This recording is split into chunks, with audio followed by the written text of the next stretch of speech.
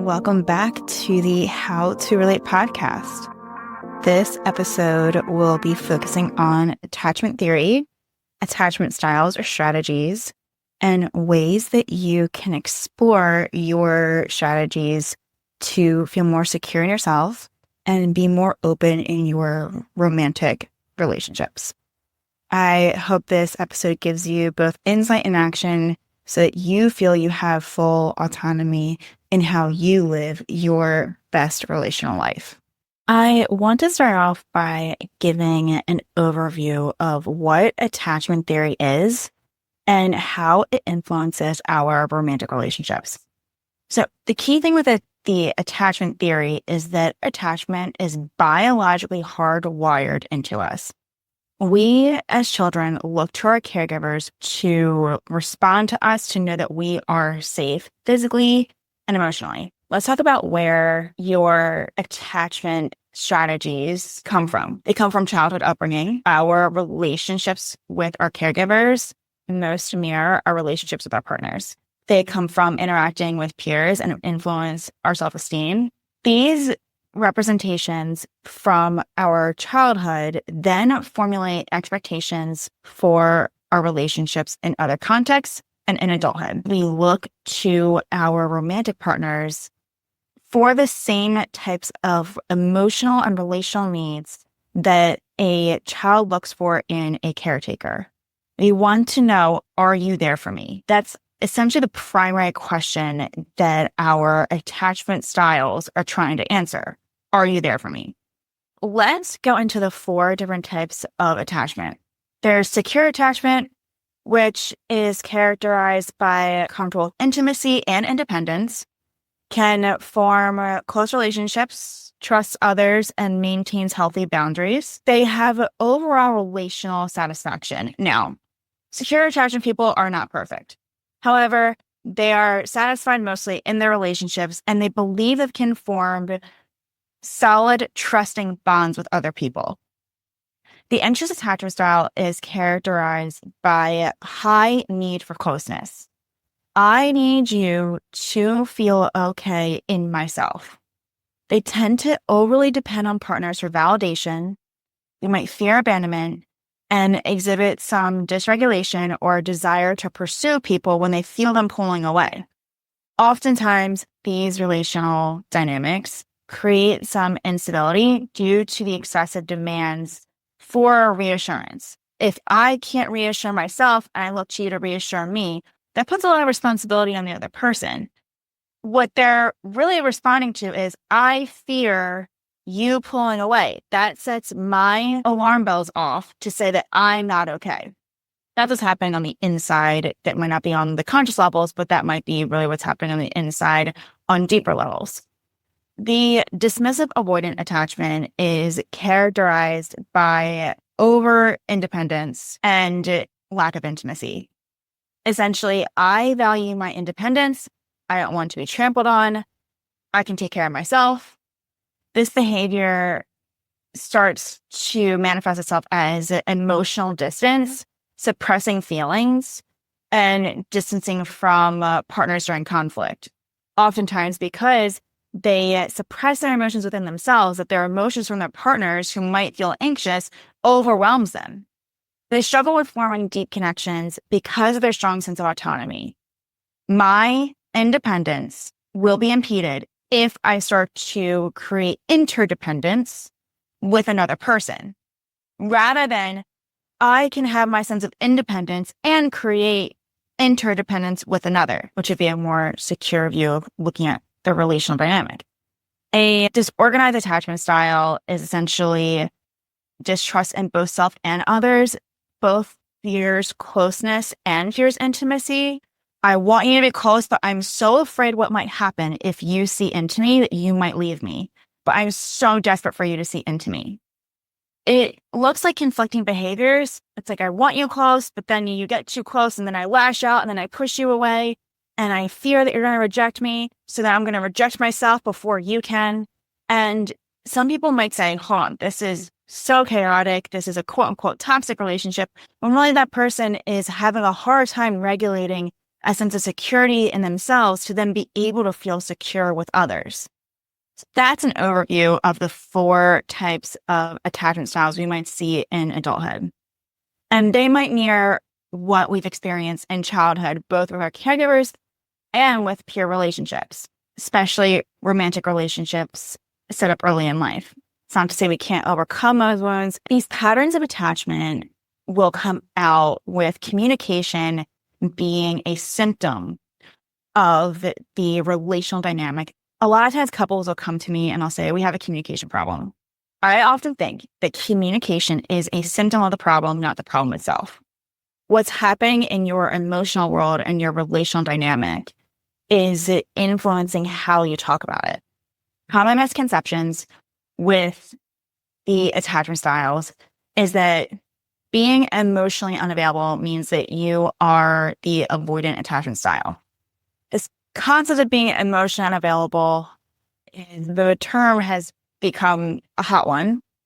What I really think we're experiencing is we as a society adopt independence as a praised function.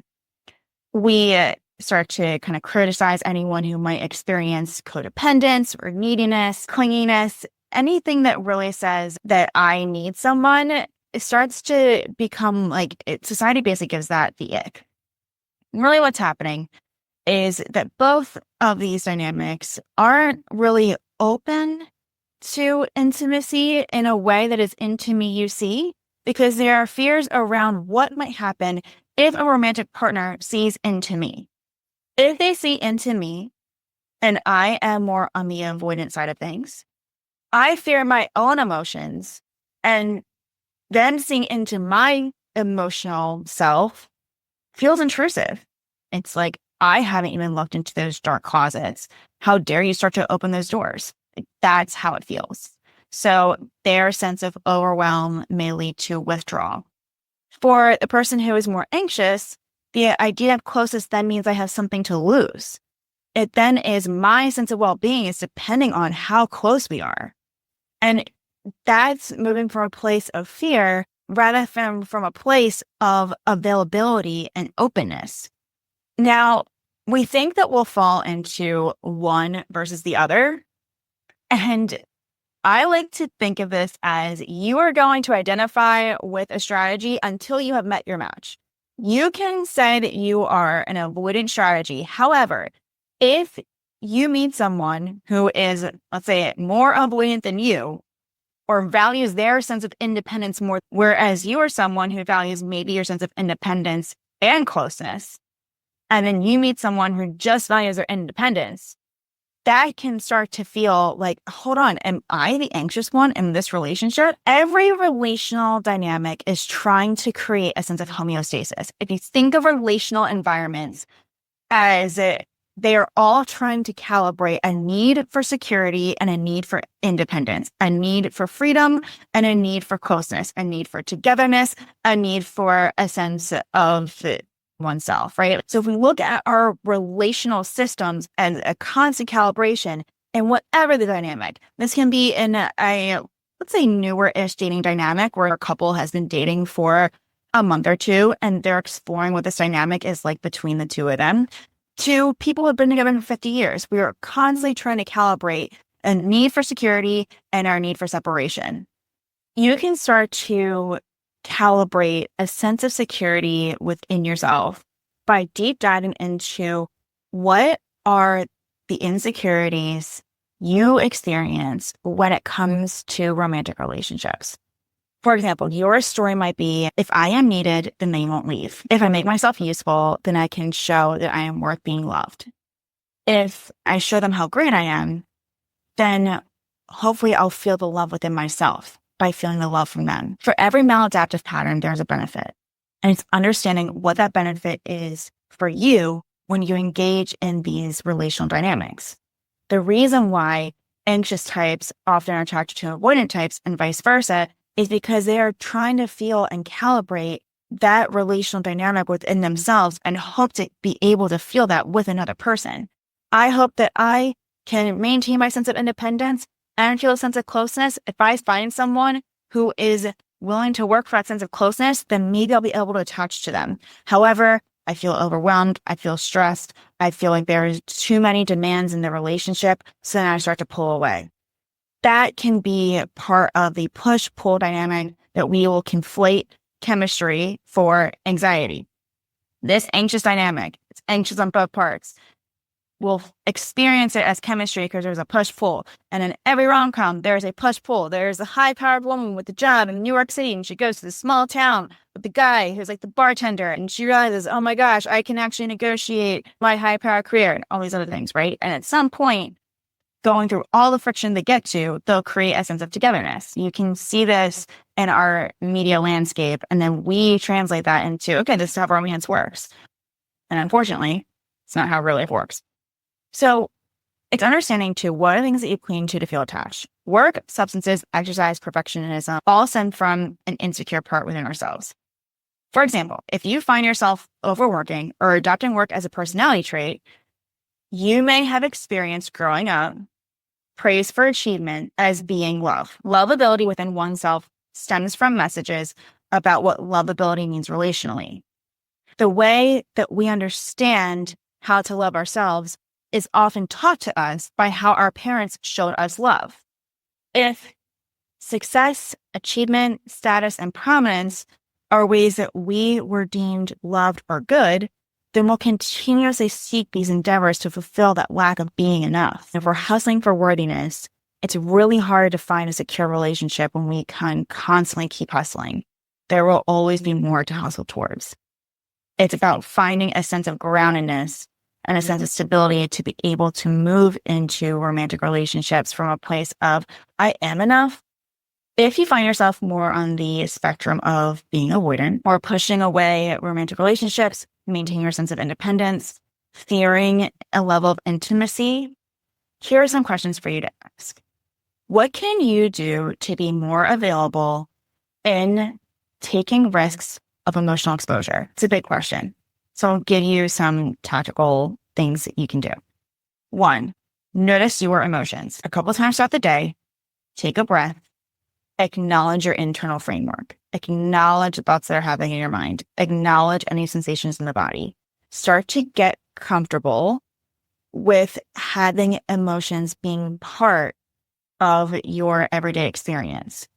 Notice when you're clinging to your sense of independence and projecting onto others. This projection may look like, if you're trying to be close with me, then you're trying to trample on what I want to do. You trying to make a plan with me is now saying that I have to negotiate if I'm hanging out with my friends or I'm hanging out with you, and I don't like that. Notice when you want to defend your sense of independence. If you were to put down that defense, what might happen? This is an opportunity for you to explore that you can maintain your sense of self and bring that into a relationship. That is moving from a place of steadiness than moving from a place of fear. For those who lean more towards the anxious framework or more the pursuing dynamic, how can you relate to yourself from a place of steadiness? I'll give you some ways to begin. What needs are you looking to have met by a romantic partnership? What part of you feels not good enough, maybe feels incomplete, maybe feels scared, that you're looking to a romantic partnership to fulfill? Notice when you're projecting your fears onto the other person, such as, if you leave, that means I am not good enough. If you leave, that means that I'll never find another person. If this doesn't work out, that means that I'm always going to be alone and I'm never going to have a family and I'm never going to feel the sense of security that I want. Look at those fears with kindness and curiosity. Be very gentle with these fears, because this is like the 2-year-old version of you that is crying out for a parent and wanting to be soothed. So then it's reframing the story to, if you decide to leave, I can still be okay. If you decide to pull away, that is not about me. That is about you needing to explore whatever you need to explore, and I can be okay. It's about having the end both. I can feel hurt, and that doesn't say anything about my lovability. I hope that this attachment episode helps to give some context on what it means to feel secure and to move from a place of steadiness for you to feel open in your relational dynamics.